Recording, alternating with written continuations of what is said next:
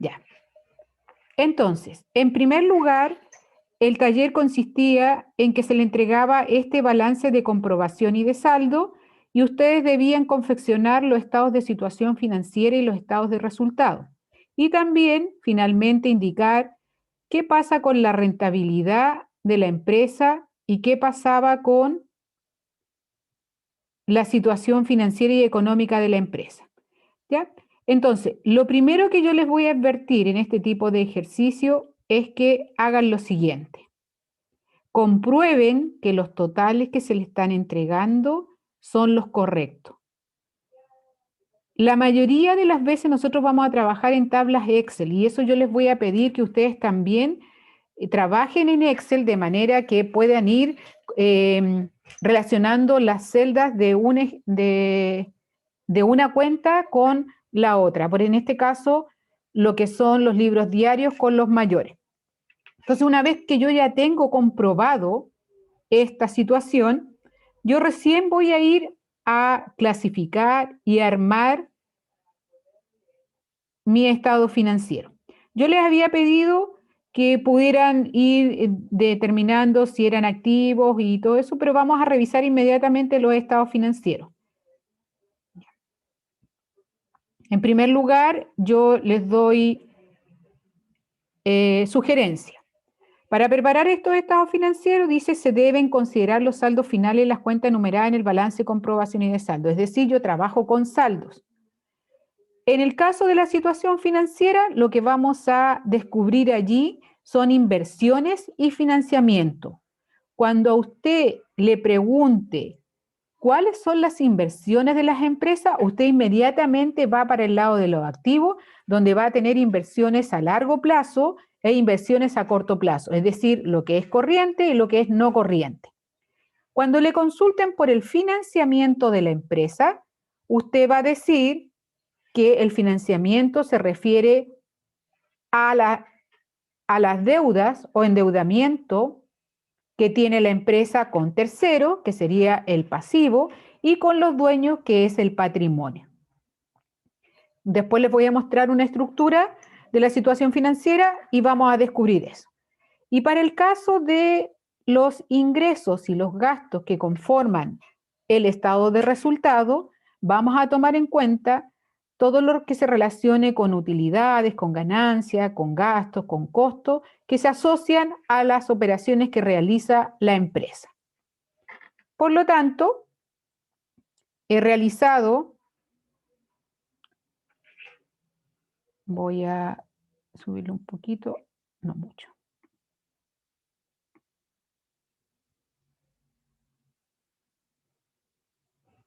Que no quiero que vean todavía ahí. Ya. En este caso, se conforma el estado de situación financiera el 31 de diciembre de 2020 de la empresa AIB Limitada. Importante colocar el periodo porque así identificamos de qué se trata. Entonces lo hemos dividido en activos corrientes, el activo no corriente y todo esto que yo les decía representan las inversiones. Por otro lado tenemos los pasivos corrientes, los no corrientes, representan el financiamiento con tercero y tenemos el patrimonio. Ya. Hay cuentas que son mucho más fáciles de clasificar porque sabemos que la caja, el banco, los clientes, la mercadería son cuentas de activos. Pero cuando ya me ponen arriendo, cuando me ponen repuesto, empiezo a dudar. Pero los arriendos, inmediatamente yo le tengo que mirar el apellido. Si dice arriendo anticipados, y más encima tiene saldo deudor, inmediatamente yo sé que es un activo. Es decir, hemos pagado en forma anticipada algún arriendo que todavía no hemos consumido o no nos han prestado el servicio. ¿Ya? Habría que evaluar el contrato del arrendamiento, si se trata de más meses o de sobre 12 meses, más de un año, pero en este caso lo vamos a dejar de corriente. Y los repuestos, en este caso particular, la NIC número 2 que vamos a revisar en algún minuto en la unidad 2, dice que todos los repuestos que se compran, los materiales, los suministros, que van a apoyar en las mantenciones de los activos, de activos fijos o las inversiones a largo plazo, van a ser contabilizados como activo corriente y dentro del inventario. Yo no lo quise mezclar ahora con las mercaderías para contarles de esto, pero después vamos a tener dentro de la cuenta inventario los repuestos. Ahora también, ¿cómo yo sé que efectivamente estaban dentro de los activos? Porque al revisarlo tenían un cargo de 3.500 y uno abono de 200. Y justamente el gasto por mantención, que está aquí, son los 200 de la maquinaria. Es decir, se han comprado esos repuestos para mantenerlos en la empresa, para ayudar en las mantenciones de las maquinarias. Y las maquinarias, sabemos que es una inversión a largo plazo. Si bien es cierto, se pueden vender las maquinarias el día de hoy porque la normativa lo establece, hay una posibilidad de venderlo, pero si nada se dice, las maquinarias corresponden a un activo no corriente. ¿Alguna duda con esta parte de los activos? Profesora, ¿Mm? no sé si ya. Dígame Yo nomás. ubiqué arriendo anticipado en activos no corrientes. ¿Estaría no de forma correcta ahí? ¿Usted lo tiene en activos corrientes? Ya, lo que pasa que si el arriendo anticipado hubiese sido para reservar arriendos de 12, a partir de 12 meses o fuera del ciclo normal de operaciones, sí. Pero en este caso, los arriendos anticipados uno lo paga por 2, 3 meses y está dentro del periodo. Ya. Tenemos que considerar que lo corriente y no corriente se establece a partir del ciclo normal de operaciones. El ciclo normal de operaciones es distinto para cada empresa, pero en Chile normalmente nosotros tomamos 12 meses para el año calendario y decir que todo lo que está dentro de los 12 meses es corriente y lo que está fuera de los 12 meses no corriente. ¿Ya? Ya. Continúo con los pasivos. Aquí tengo un caso especial de los anticipos de cliente. Si bien un anticipo significa que el cliente me ha entregado dinero a cuenta de futuras ventas, yo todavía no le he prestado el servicio, no le he entregado la mercadería, por lo tanto, aparece como que yo le debo a él. La normativa establece, la normativa internacional de contabilidad establece la posibilidad de que estos anticipos de cliente, cuando no superen en valor a la cuenta cliente o al mismo cliente que me está anticipando, yo haga el descuento de estos anticipos de cliente a cliente. ¿Ya? Pero en este caso lo he dejado allí porque después lo vamos a revisar cuando veamos las normas. Ustedes saben que yo también hago clases más arriba en los cursos superiores, pero para que ustedes vayan sabiendo que hay alternativas de clasificación. Lo mismo podría ocurrir con los anticipos de proveedores, que van a estar en el activo, pero pudiesen rebajarse los proveedores si no lo superan. Los proveedores aparecen en el pasivo corriente y los acreedores también, haciendo la diferenciación de que los proveedores nacieron o se originaron a partir de las deudas crédito simple, es decir, sin documento de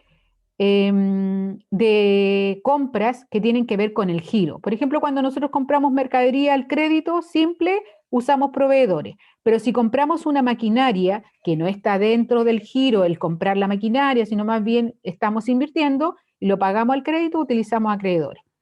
Paralelamente, podríamos tener los clientes que están dentro del giro y deudores o varios deudores que están fuera del giro. Por ejemplo, si yo vendiera una maquinaria y a mí la persona me pagara al crédito, yo tendría que utilizar varios deudores y no clientes, porque los clientes los vamos a dejar solamente para las operaciones de las ventas de mercadería. Ya, entonces, las cuentas por pagar yo se las dejé en cero, que reflejan las cuentas de gastos generales, gastos varios, gastos comunes. ¿Por qué se las he dejado en cero? Porque si bien a nosotros nos dijeron que las cuentas con saldo cero no las íbamos a considerar, pero la verdad que cuando se establezcan los reales estados financieros de las empresas, esta cuenta mercadería o cuentas por pagar, existe lo que se llama otro estado financiero, notas explicativas, que me analizan y me revisan los saldos. Es decir, ellos me van a contar por qué hay un saldo cero. Por lo tanto, por esa razón yo la dejé allí, para que también la contempláramos. Además que todo lo que diga por pagar siempre va a ser pasivo. El préstamo bancario, como no teníamos información si se vencían las 12 primeras cuotas o si eran 24 cuotas, lo he dejado en el corriente. Pero lo normal, como lo van a ver en uno de los ejercicios de repaso que yo les entregué, es que ese préstamo va a tener vencimiento. Las primeras 12 cuotas las voy a dejar en corriente y a partir de la 13ª va a ir en no corriente, salvo que me digan que el sistema o el periodo contable es distinto. Ya, Javier me dice que él lo ubicó en el no corriente y asumo que me dejó establecido allí que vencía a partir de la cuota 13. Ya. Entonces, los corrientes no tienen nada. Después, en el patrimonio. Cuando hablamos de patrimonio, recordemos que el patrimonio está representado por los activos netos, por el residual que está entre los activos y los pasivos, los recursos propios, es el valor que tiene la empresa, es decir, varias definiciones para este concepto que es tan importante cuando los inversionistas quieren invertir sus recursos en una empresa. Siempre van a mirar el patrimonio porque es lo que está efectivamente valorado en la empresa, es decir, los activos menos los pasivos. Nuestro principal miembro del patrimonio es el capital, y son 14.000. Las cuentas particulares, las cuentas obligadas, los mayores aportes son cuentas patrimoniales. Por lo tanto, en este caso, la cuenta particular con saldo deudor significa que el socio hizo retiros a cuenta de futura utilidad, pero nosotros no le hemos distribuido la utilidad para que él retire por caja o por banco lo que le corresponde. Y entonces representa en este minuto que el socio le debe a la empresa y por lo tanto eso no forma parte del patrimonio. Las cuentas obligadas aparecían con cero, también las dejé allí porque eso significa que son del patrimonio, saldo deudor rebajan. Alcance. Cuando una cuenta particular tenga saldo acreedor, nosotros tenemos que analizar efectivamente cómo se conformó ese saldo. Si el saldo acreedor corresponde a una distribución de utilidades no retiradas, esa cuenta particular no refleja patrimonio y es pasivo, es decir, yo le debo al socio esa cantidad y por lo tanto tiene que quedar disponible para que él la retire. Salvo que el socio diga, mire, el saldo acreedor que me quedó yo lo quiero volver a invertir y lo dejamos como un mayor aporte. Y así usted lo traspasa a mayor aporte y queda como patrimonio. ¿Profe? Dígame. ¿Y la repartición de dividendos? ¿Dónde se ubica? Ya, lo que pasa es que nosotros estamos trabajando en empresas de responsabilidad limitada. Cuando trabajamos en una sociedad anónima, acá te van a aparecer dividendos provisorios en vez de cuenta particular, es decir, le estás anticipando los dividendos y cuando distribuyas, tú vas a generar dividendos por pagar, si es que te falta por repartir, o saldas dividendos provisorios y allí le das la posibilidad al socio que retire a través de los dividendos por pagar. ¿Ya? Cuando veas dividendos provisorios aquí en el patrimonio, significa que le anticipaste antes de la distribución de utilidades. ¿Y si fuera por pagar sería pasivo? Si fuera por pagar es pasivo. Sebastián, ¿tú me quieres decir algo? Sí, profe, buena. Si hubiera algún saldo en cuenta obligada de cualquiera de los dos socios, ¿ese se sumaría o se restaría? Ya, muy buena pregunta. Si tiene saldo deudor, significa que el socio no ha completado su aporte, se deduce. Si aparece o llegase a aparecer como saldo acreedor, es porque pagó más de lo que debía. Por lo tanto, tienes que consultar al socio. ¿Lo va a constituir como un mayor aporte o hay que devolverlo? ¿O lo va a considerar como un préstamo para la empresa? En el otro ejercicio, yo lo consideré como mayor aporte porque pagó más de la cuenta obligada. Entonces aquí no te puede aparecer una cuenta con saldo acreedor obligada, porque significa que pagó más y hay que tomar decisiones. O es un mayor aporte o le va a prestar ese dinero a la empresa y lo tiras para el pasivo. O sea, lo llevas al pasivo. ¿Ya? Continúo. Entonces, Así, sí. este capital menos las cuentas particulares, más el resultado del ejercicio, que ya se los voy a mostrar, conformó mi patrimonio. Y el patrimonio más los pasivos corriente y no corriente me dan el mismo total de los activos corriente más los no corrientes. Y ahí yo cuadro mi estructura. Ya. Ahora, esto es lo que yo les decía. Con un estado de situación financiera, lo que nosotros podemos construir es una estructura de la situación financiera. Es decir, voy a saber dónde se ubican las mayores inversiones de la empresa y los mayores financiamientos, y poder decir algo de la empresa. Por ejemplo, del total de los activos corrientes me representan un 97,86%, aproximado. Ya lo vamos a aproximar. Ahí. Del total de los activos no corrientes representan, me fui mucho, un 2,14%. Todo este lado de los activos, como les decía, representa el bloque de las inversiones, corto plazo, largo plazo. Por lo tanto, lo que yo tengo acá, si yo les pregunto, ¿dónde están las mayores inversiones de la empresa? ¿En el activo corriente o en no corriente?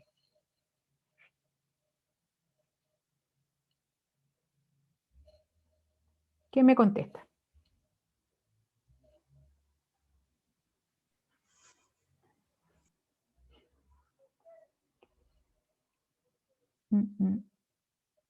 Yes. ¿En el corriente o no? En el corriente, ¿cierto? Y ahora si yo les pregunto, ¿en qué cuenta se refleja la mayor inversión dentro de los corrientes?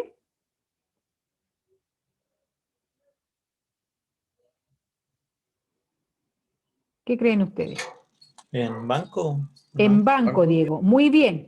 Ahora, la mayor inversión está en banco. Significa que tiene dinero depositado en el banco que está allí. ¿Uno qué puede decir? Oh, la empresa tiene mucha liquidez. ¿Eso es bueno? ¿Es malo? Ya veremos cuando veamos el manejo del efectivo, qué tan buena es la liquidez y hasta dónde debe llegar la liquidez. Mantener recursos ociosos a veces tampoco es bueno. Ya. Por otro lado, nosotros tenemos el financiamiento y dice que el pasivo corriente representa el 69,04% y el patrimonio representa el 30,96%.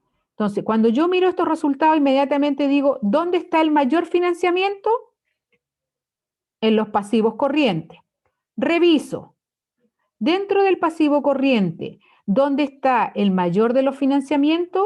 En un préstamo bancario. ¿Qué es lo común que ocurre? Pero ¿en qué nos tenemos que fijar nosotros?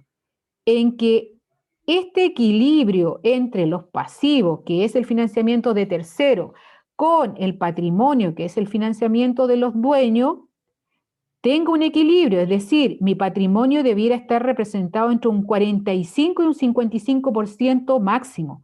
¿Por qué? Porque la empresa se empieza a descapitalizar y se empieza a entregar la empresa a manos de terceros. ¿Ya? Y ustedes podrían decir, bueno, ¿y por qué no usó el dinero que tiene en el banco para pagar? Claro, eso también es una decisión que tiene que tomar para poder bajar un poco el pasivo y no estén aportando tanto siempre los dueños. Veamos qué tan efectivos somos en las operaciones y hasta qué punto el dueño va a sacrificar su inversión para poder capitalizar esta empresa. ¿Ya? ¿Profe? Dígame. Ese cuadro no lo conocía. ¿Cómo se llama? Estructura, sí. Estructura de situación financiera. Entonces, Ya. por un lado tenemos las inversiones y por el otro lado del financiamiento. Y ahí donde tú ves la mayor inversión y el mayor financiamiento, y aquí lo que uno toma decisiones es si la empresa está capitalizada o descapitalizada, si está en manos de tercero o está en manos de los dueños todavía. ¿Ya? Ideal que este 30,96 llegue al 45, máximo un 55%, porque tampoco es bueno que los dueños siempre estén aportando y entregando el dinero a la empresa. Pues la idea es que la empresa vaya gestionando sus recursos y vaya siendo eficiente con eso. Ya. ¿Les gustó? Es entretenido porque finalmente le encuentran sentido a confeccionar un estado financiero. Esa es la idea de confeccionar un estado financiero, empezar a tomar decisiones para la buena gestión. ¿Ya? Esto es muy simple, pero como que se puede explicar fácilmente. Veamos el estado de resultados. Yo acá, a modo de ejemplo, le puse que las ventas eran 20.000 y el costo 14.592 porque lo que me entregó el ejercicio es solamente el margen bruto, la utilidad en venta. Eso lo hice para mostrarle el tema de la rentabilidad. Los gastos de administración, remuneraciones, gastos bancarios, gastos de mantención de máquinas. Los gastos de distribución, ventas, mercadeo, marketing, ahí está la publicidad. Y otros gastos que generalmente están los gastos financieros u otros gastos asociados a otras operaciones que normalmente no realiza la empresa para generar la renta, se podrían colocar acá. Otros ingresos. Por ejemplo, si tuviésemos una pérdida en la venta de maquinaria, otros gastos. En los otros ingresos habían donaciones o aportes recibidos por un tercero, 12.000. Y ahí, sumando, restando, nos genera un resultado antes del impuesto de 3.958. ¿Por qué antes de impuesto? Porque nosotros sabemos que después de esto hay que pagar el impuesto renta, que es un porcentaje sobre este valor todos los años. Este estado de resultados nos sirve para calcular las rentabilidades. Existen dos rentabilidades. La primera es la rentabilidad bruta, que es el margen de contribución, y me demuestra qué tan eficiente he sido en el objetivo que me propuse. Vender calzado, vender productos línea blanca, vender maquinaria, vender vehículos. Entonces yo puedo decir que esta empresa ha generado una utilidad bruta de un 27,04%. ¿Cómo lo obtuve? Tomé la renta bruta y la dividí por el total de las ventas, que lo tuve que inventar. Cualquier valor que ustedes hubiesen inventado le va a dar lo mismo. Y tomo como base siempre las ventas. Cuando yo hago el análisis de los resultados, las bases son las ventas al 100%. Pero después, cuando yo calculo la renta neta o la rentabilidad neta antes de impuestos, de 5.408 baja a 3.958. Eso significa que bajó de un 27 a un 19%. También tomo el valor y lo divido por las ventas y lo multiplico por 100. Ya. ¿Qué puedo deducir yo de ahí? ¿Puedo deducir que la empresa obtuvo utilidad? Sí. ¿Fue rentable? No podemos decir que fue tan rentable, porque si revisamos el estado de resultados, nos damos cuenta que para cubrir los gastos tuvimos que recurrir a donaciones. Los gastos normales, solamente los de administración, superan a el margen de contribución. La idea es que este margen de contribución pueda cubrir al menos los gastos de administración. Entonces ahí uno empieza a tomar decisiones. Si bien muestra utilidad, podríamos decir que es una buena situación económica, pero si analizamos un poquito más profundo, nos damos cuenta que la empresa está recurriendo a tercero para poder cubrir los gastos básicos. ¿Ya? Ahora, hoy día, en pandemia y en todo lo que ha pasado, un 30% de rentabilidad en una empresa es maravilloso. Hoy día todas las empresas yo creo que han bajado sus rentabilidades producto de lo que está ocurriendo. Pero podríamos decir con estos antecedentes que aún así la empresa tiene una buena situación económica porque ha generado una utilidad. Recuerden que la situación económica es la capacidad de la empresa para generar beneficios económicos. Y en este caso generó beneficio que es utilidad. Y la situación financiera es la capacidad de la empresa para generar recursos y hacer frente a sus compromisos. Entonces, si bien el patrimonio no es negativo, uno podría decir que la situación financiera de esta empresa está un tanto desmejorada, porque está descapitalizada, producto que su patrimonio solo representa el 30,96%. Es decir, tiene una situación financiera desmejorada, pero tiene una buena situación económica. Después, en otro ejercicio, ustedes podrían encontrar empresas con muy buena situación financiera, pero con situaciones económicas desmejoradas, o ambas desmejoradas, o ambas en buena lid. Entonces, esta información que aparece en estos dos estados financieros es importante para que nosotros podamos tomar decisiones. Decisiones, por ejemplo, de rebajar ese gasto de publicidad, decisiones, por ejemplo, de bajar la liquidez y pagar un poco las deudas que se tienen, aprovechar descuentos que pueden ofrecer los proveedores, también otorgar descuentos a nuestros clientes para que paguen sus deudas y así sucesivamente con varias estrategias o políticas de cobranza y pagos que pudiera tener la empresa. ¿Ya? Esa era la idea de esto, que a partir de un simple balance, comprobación y de saldo, nosotros armáramos los estados de resultado y los estados de situación financiera y además construyéramos la estructura financiera y las rentabilidades. ¿Ya? ¿Hay alguna duda?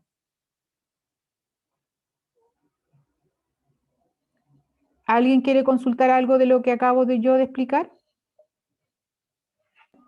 Sí, profe, ¿puede repetir lo de la rentabilidad? Ya, voy a repetir la rentabilidad. Primero, existen dos rentabilidades. Ya, es cierto, hay una tercera, pero la verdad que la que a nosotros nos interesa para tomar las decisiones son las dos.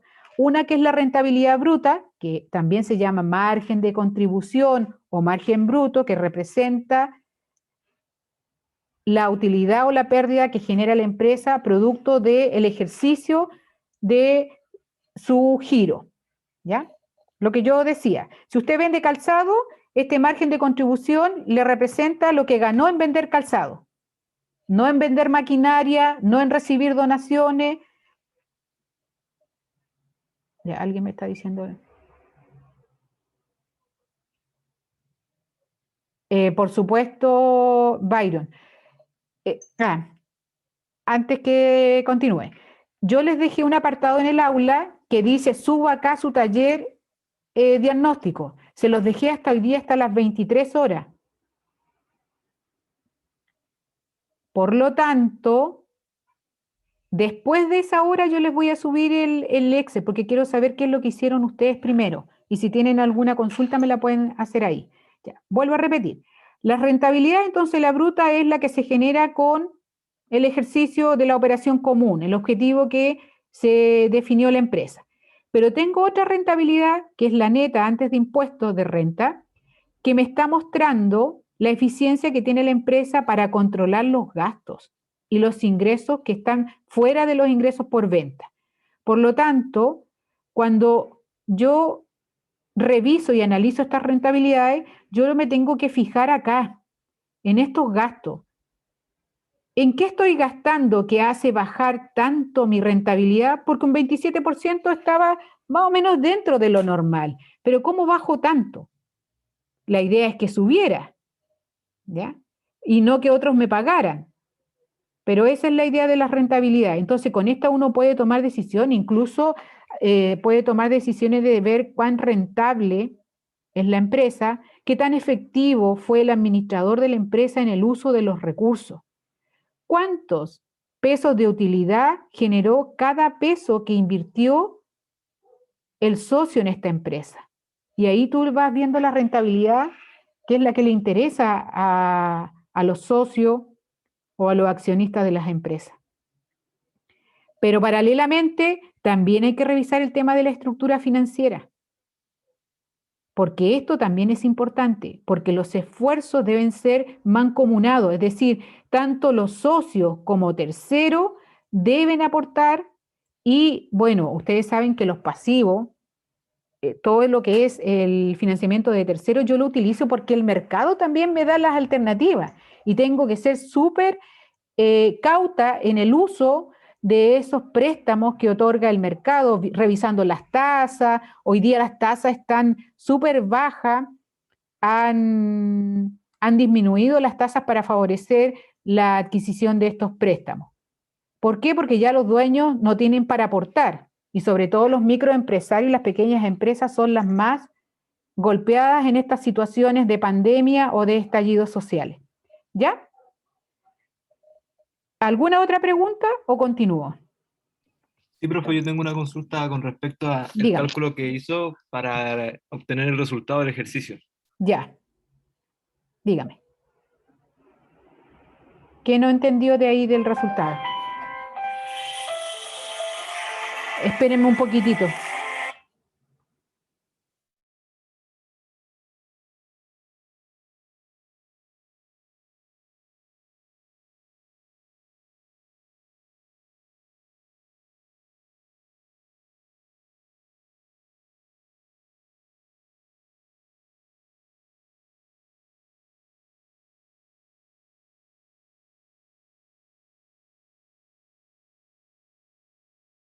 Ya.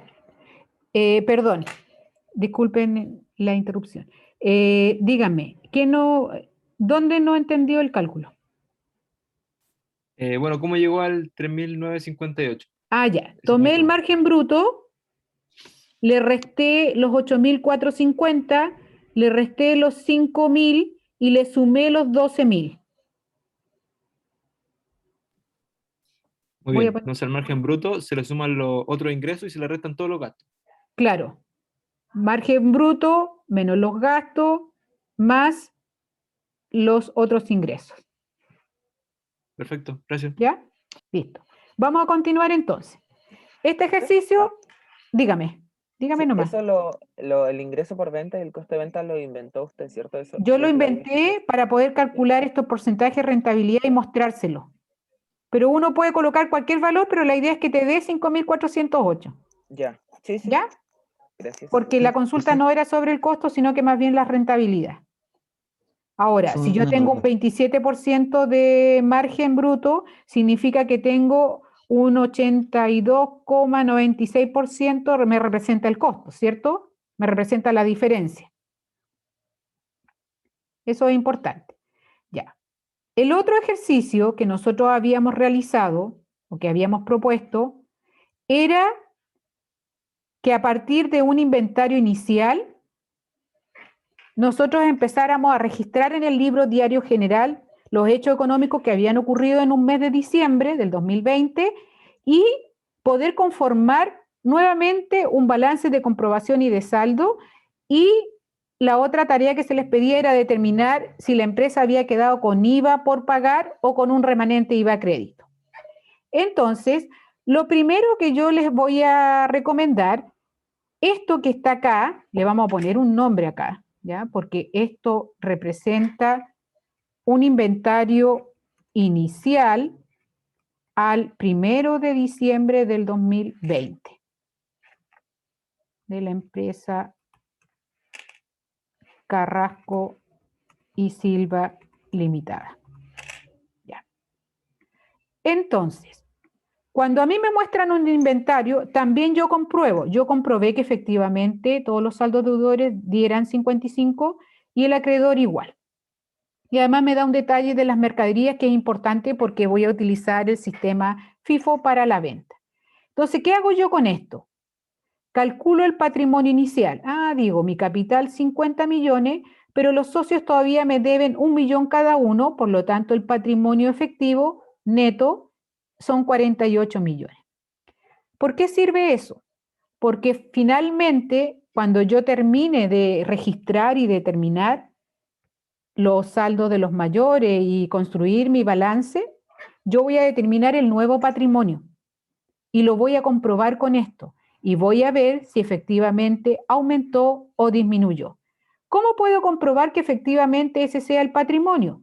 Fíjense, lo llevé por la ecuación activo menos pasivo igual patrimonio neto. Al patrimonio, tal como les decía, también se llaman activos netos, recursos propios o el valor de la empresa.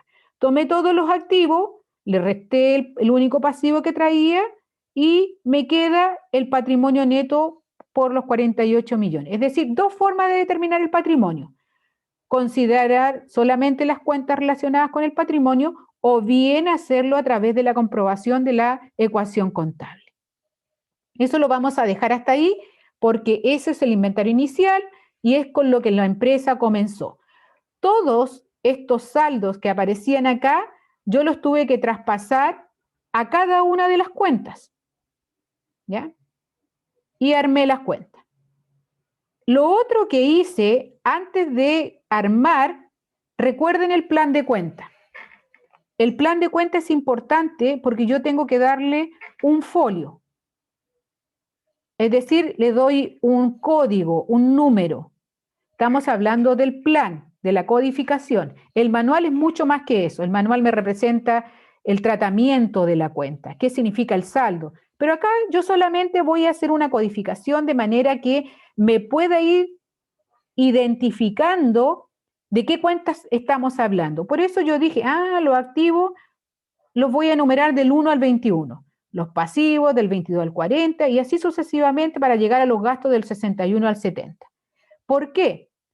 Porque cuando yo armo mi libro diario, hago una columna y le coloco folio de la cuenta, de manera de poder ir detectando los posibles errores que yo tenga en los traspasos después al libro mayor. Ya, a modo de ejemplo les puse eso, después podríamos seguir completando.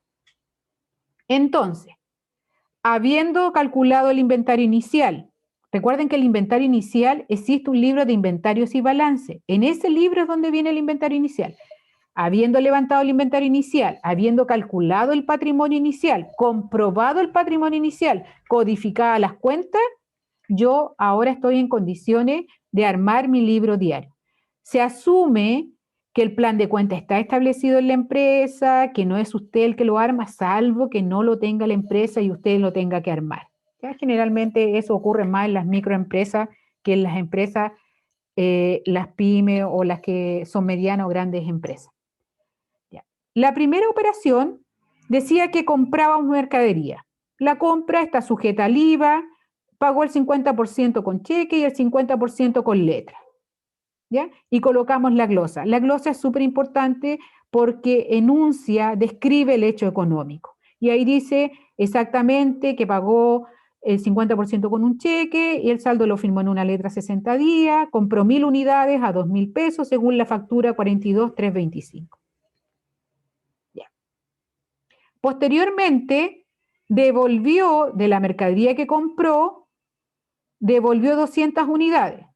Devuelve la mercadería, como le emiten una nota de crédito, tiene que rebajar el IVA crédito fiscal que había cargado en la compra, de manera de regularizar. La nota de crédito recibida rebaja el IVA crédito fiscal. Ahora, ustedes me preguntarán, bueno, ¿y por qué si pagó con un cheque lo ingresó a caja? Como una manera de controlar el efectivo, todos los cheques que se reciben pasan por caja, salvo que se diga efectivamente que el proveedor nos depositó, el proveedor hizo la transferencia, el cliente depositó directamente. En este caso, dice que giró un cheque, que la empresa lo recibió y por lo tanto yo lo voy a ingresar a caja. Y ahí, dependiendo de la fecha que tenga el cheque, yo lo puedo depositar al día siguiente o lo deposito en la fecha de vencimiento.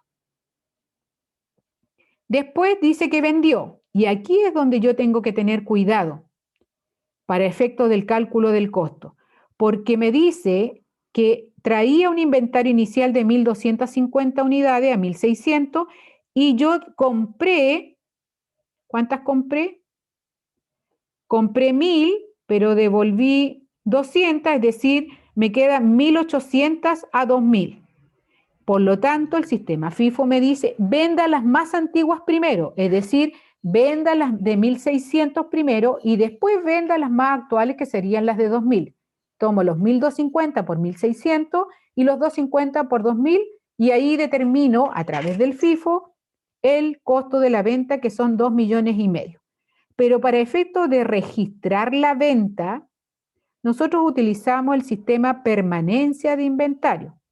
Significa que utilizamos mercadería para la compra, ventas para la venta y costo de venta para definir cuál es el costo de la venta. Es decir, 2 cuentas de resultado y una cuenta de activo corriente.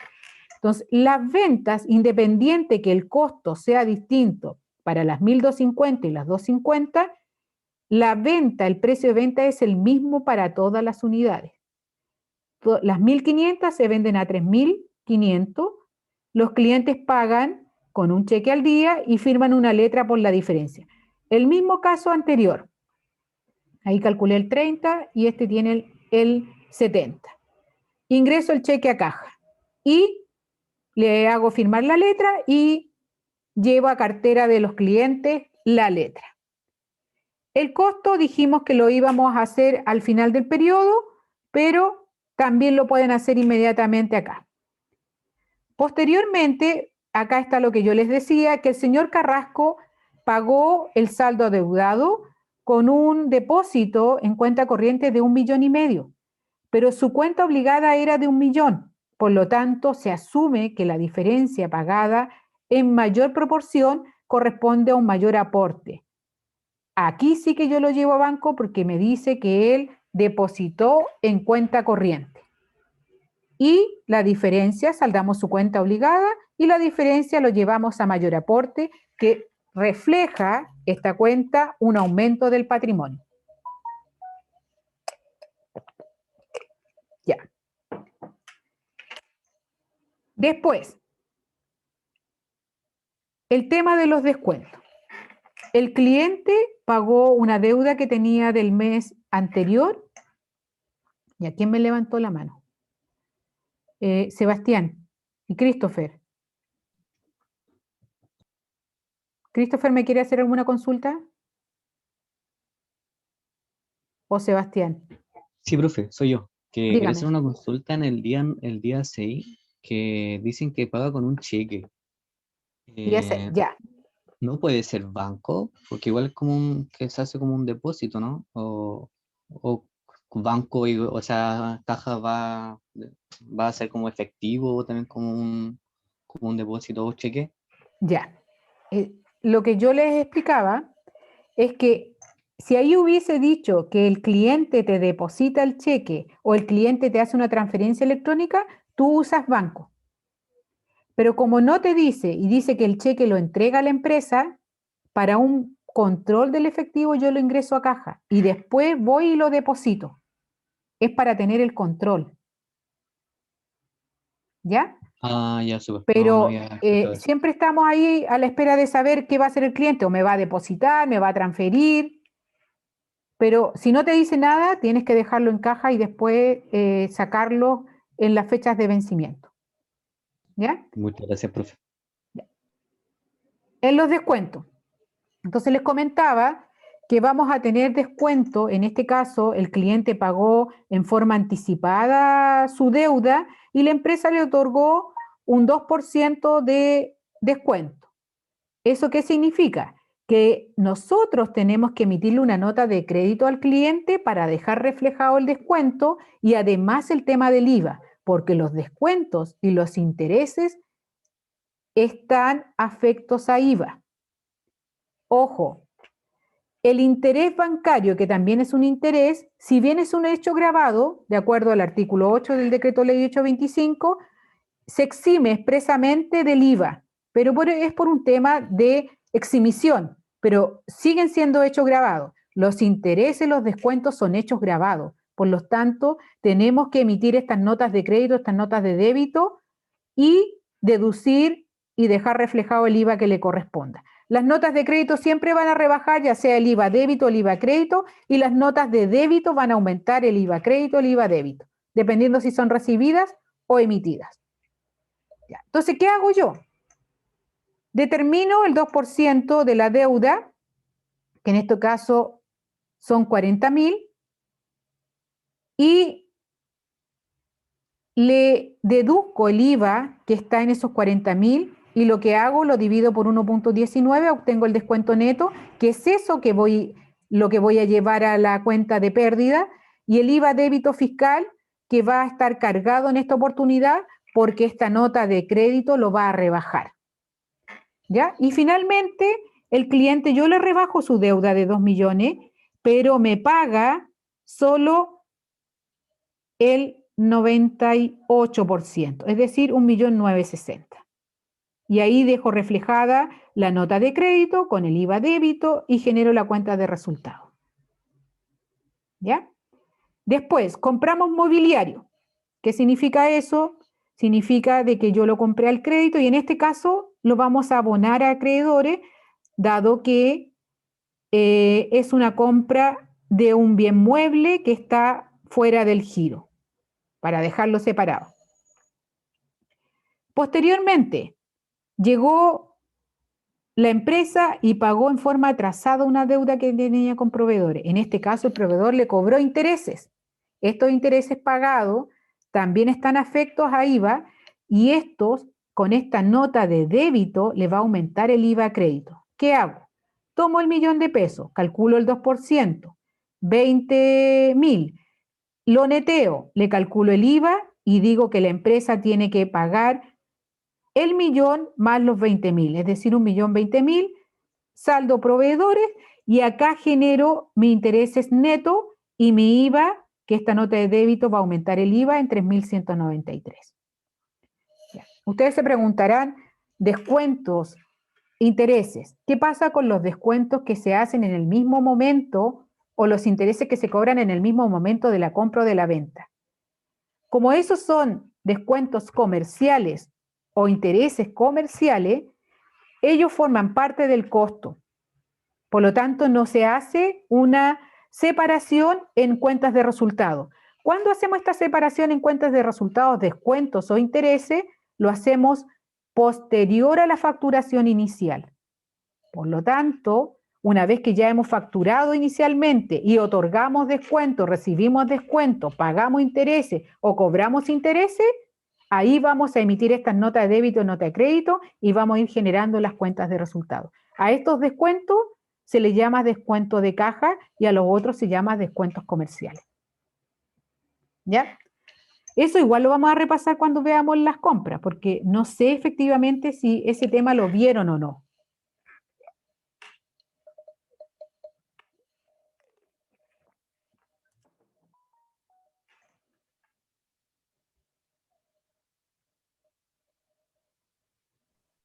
Sandra, ¿me puede repetir de nuevo el método del el descuento o el interés pagado?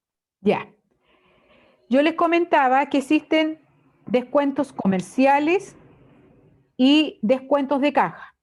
Cuando son comerciales significa que te los hacen en el mismo momento de la venta. Por lo tanto, tú rebajas tu costo y no creas ninguna cuenta de resultado.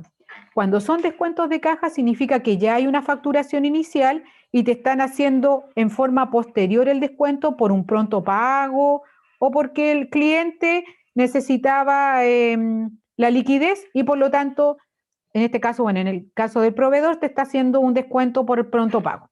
Y ese descuento se llama de caja y ahí es allí donde tienes que generar los intereses o los descuentos como cuenta de resultado. ¿Ya? Cuando se hacen al inicio, en el mismo momento de la facturación inicial, son descuentos comerciales o intereses comerciales que se deben agregar o desagregar al costo. Pero cuando son posteriores a la facturación inicial, ya sea contemplada una nota de débito o una nota de crédito, deben incorporarse en estas cuentas de resultados. ¿Ya? Después, si quieren, yo les puedo mandar un material y les explico un poco mejor eso. Si son intereses y descuentos, siempre llevan IVA, ¿verdad? Este caso porque están relacionados con la compra y la venta. Yo Ya. hice la mención especial, Byron, de los intereses bancarios. Si bien son hechos grabados, la ley lo exime expresamente. Por eso no pagamos IVA por los intereses bancarios.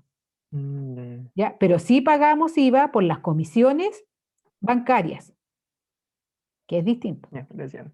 ¿Ya? Ya. Después sigo con los honorarios. Los honorarios a mí me dijeron que se le había pagado a un electricista 245.000 pesos líquidos. ¿Qué significa eso? Que inmediatamente eso refleja el 90% y yo debo cargar a honorario como resultado tanto el líquido como el impuesto que tengo que incorporar a las arcas fiscales. Por lo tanto, para buscar el 100, yo tomo los 245 y los divido por 0,9 que representan el 90%. Y después lo puedo hacer por diferencia o le calculo el 10% al valor de los honorarios. Y así obtengo lo que se llama retención segunda categoría. Esta cuenta de retención segunda categoría sería un pasivo corriente y yo tengo que devolvérselo al fisco. Es una deuda que tengo con el fisco y se lo tengo que pagar junto con el IVA, en los mismos plazos del IVA. Y ahí genero el honorario. Y emito el cheque o giro el cheque para pagar. Ya. Los Profe, gastos comunes, dígame. ese 10%, ¿es aparte del 19% del IVA? Sí, esto es por los servicios prestados personales. El IVA es por la compra o la venta de productos.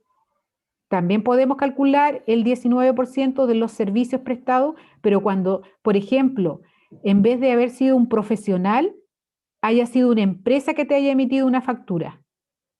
Si te emite una empresa una factura, no hablamos de IVA. O sea, no hablamos de retención segunda categoría, hablamos de IVA.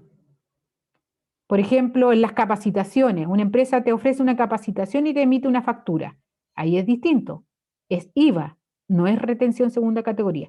La retención solamente se le hace a los profesionales que trabajan en forma independiente y en forma individual. ¿Ya? En vez de pagarle un contrato, en vez de contratarlos, yo le pago honorario. Porque el contrato, bueno, hoy día ustedes saben que también los honorarios pagan previsión.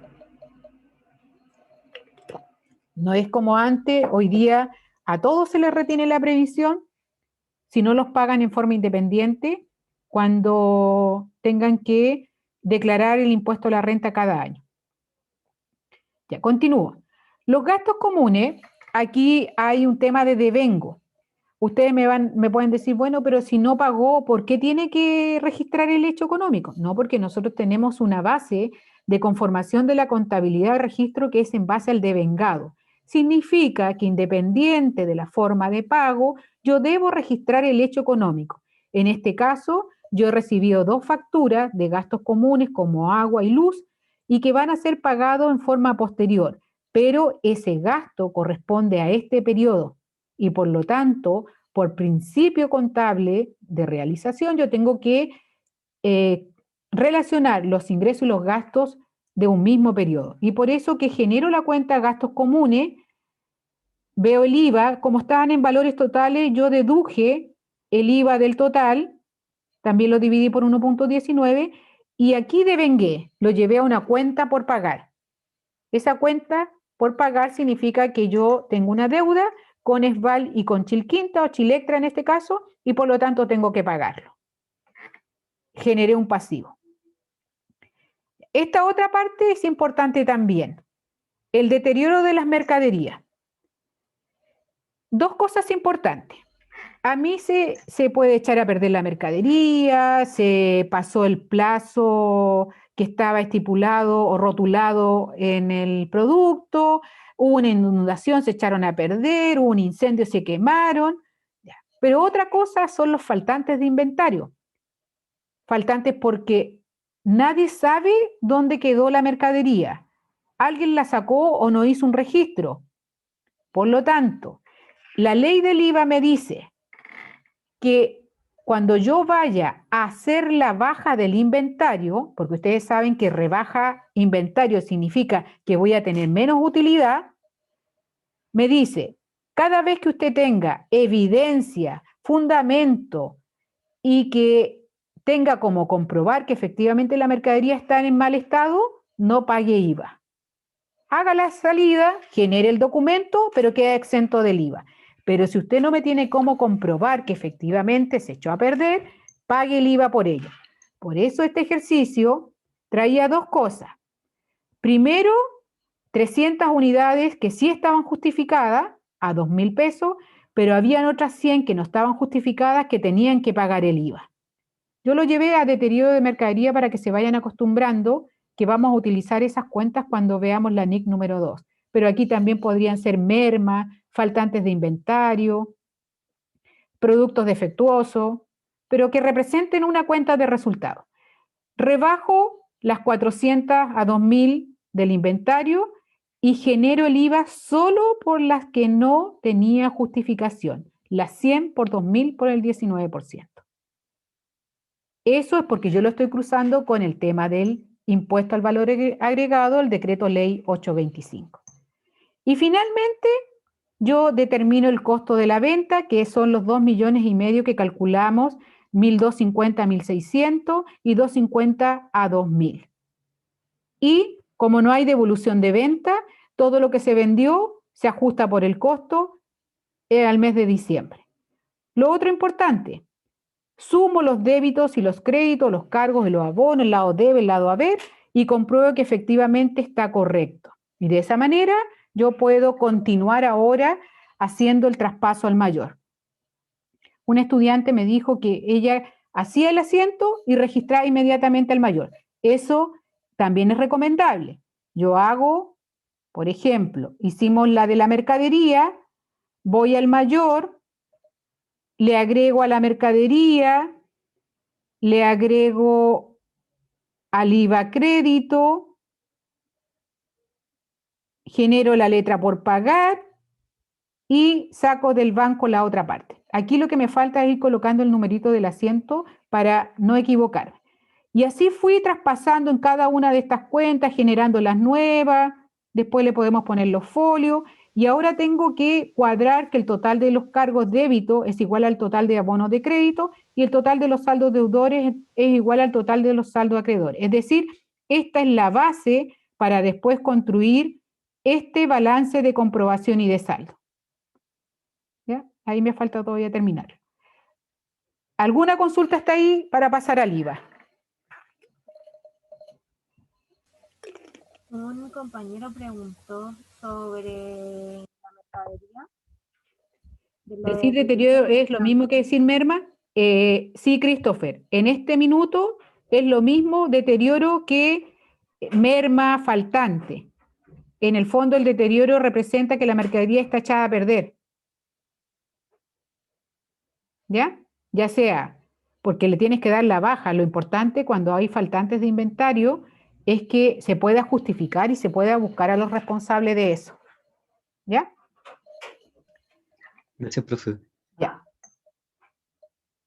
Vamos a ver el tema del IVA entonces. Para poder determinar el IVA del mes de diciembre, tomo la cuenta IVA crédito fiscal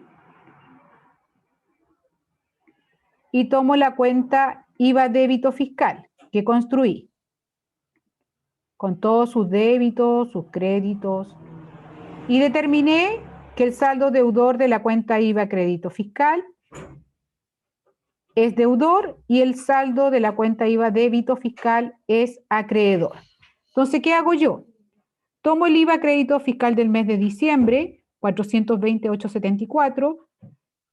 Tomo el IVA del mes de diciembre débito fiscal por 1.029.113 y determino el IVA por pagar o remanente.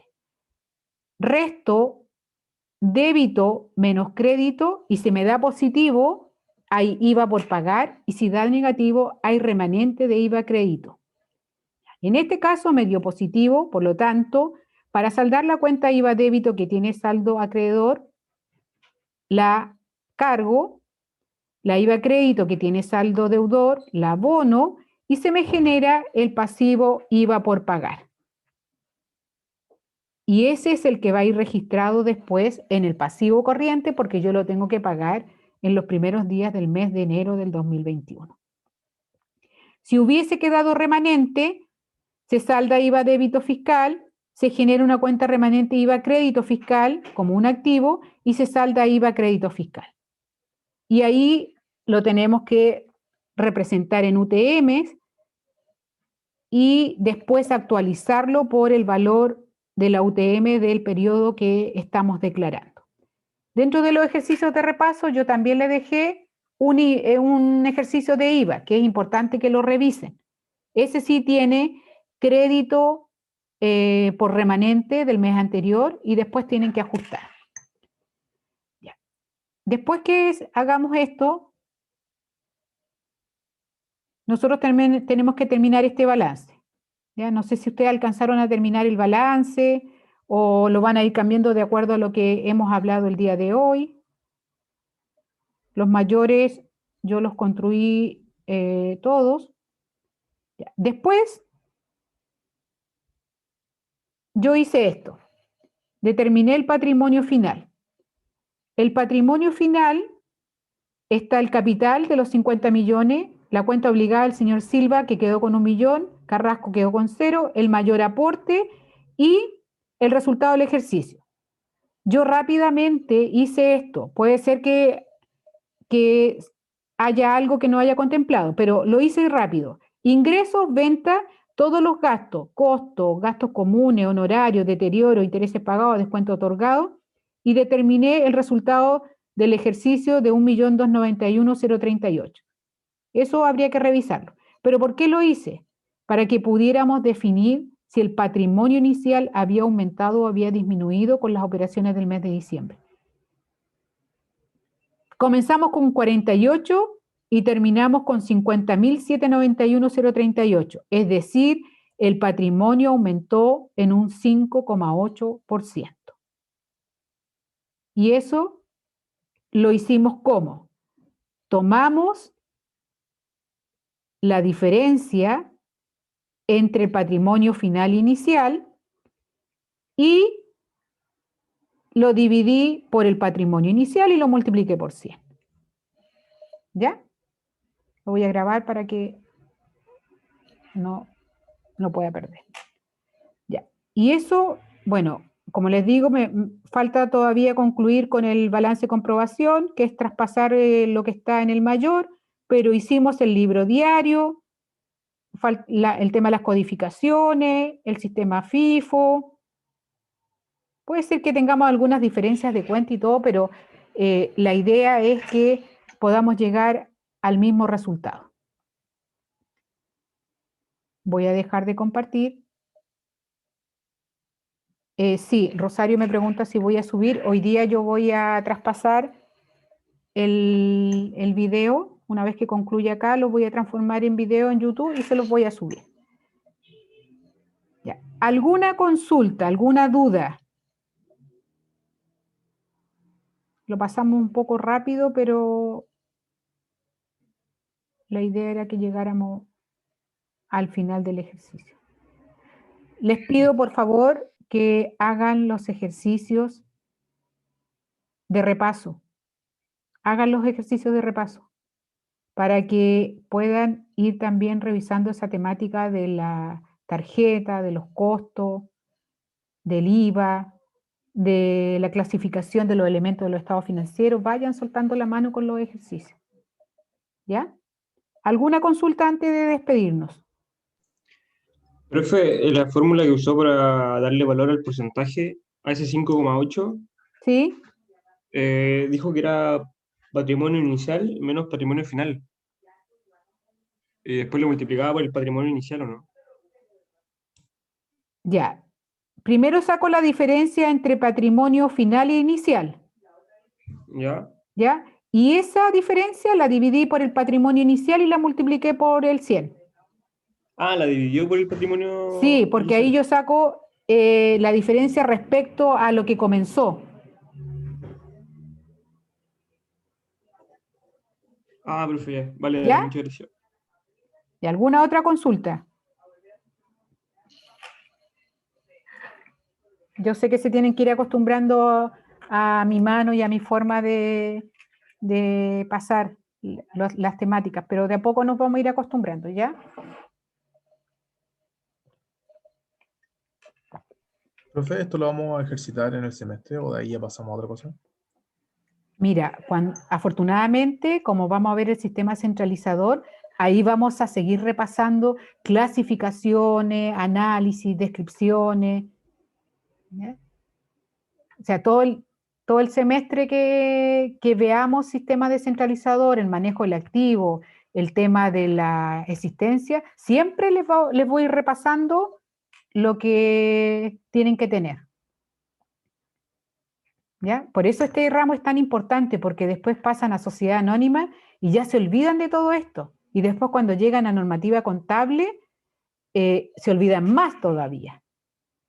¿Ya? Pero lo importante, veo que igual se acordaban de las cosas. Ya. Solamente a modo de información, ya, Javier dice que dejará talleres de ejercicio diagnóstico. Sí, los dejé en el aula, están subidos en el aula los ejercicios. Durante el semestre, bueno, si ustedes quieren, yo igual les puedo ir dejando ejercicios, no hay problema, para que vamos repasando. Ya, lo que yo les iba a decir de los estudiantes que están tratando de cambiarse de curso. ¿Ya? Eso, la verdad es que yo no tengo problemas, pero tienen que solucionarlo con la secretaria académica, porque afortunadamente como tenemos el mismo horario con la profesora Caridad y yo también soy la profesora de los talleres del B y del A, no tengo problema, pero igual lo deben solucionar, ¿ya? Yo creo que esta semana la profesora les va a decir qué va a pasar con esa inscripción de la asignatura, porque la otra alternativa es para aquellos que tengan problemas de horario que lo cursen en Santiago, los días jueves de 8:30 a 13:30. ¿Ya? Sí, Byron, la idea es que con la ejercitación se van a ir acostumbrando a esta manera más rápida de ir aprendiendo. ¿Ya? Ya. ¿Alguna otra cosa? Cualquier dificultad, alguna consulta que quieran hacerme, envíenme el correo nomás. Yo ayer recibí un correo y se lo contesté al estudiante y estamos siempre en contacto.